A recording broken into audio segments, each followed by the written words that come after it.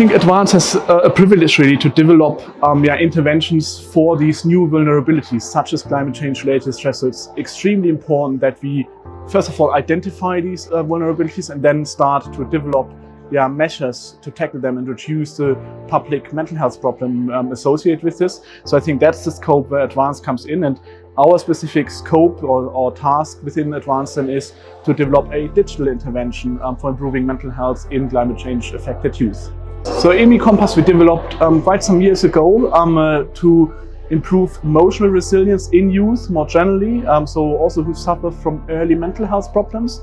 And so within ADVANCE we have the opportunity to adapt this intervention to the specific problem of climate change distress. So we are now looking into building in specific modules that then basically target climate change distress, but also stick to the original idea of EMIcompass of really strengthening resilience. So we are making youth feel more prepared for climate change and also the distress associated with it. We need to acknowledge that basically we are starting from a high base rate of psychological distress in this population in Germany. So following on from the pandemic and other crises and societal changes going on, we currently observe around a third of youth experience psychological distress at a clinically relevant level. So there are a number of groups that are vulnerable to climate change related distress.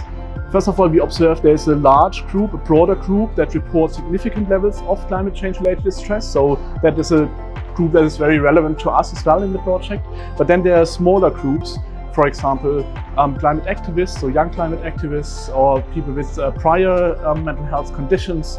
Also, we've got youth affected by severe weather events. For example, in the Ahrtal a few years ago, we had a massive severe weather event, and the youth living in this area are particularly affected. So there are various sort of subgroups that we need to look at, and we will prioritize our targeting of the intervention to these various groups.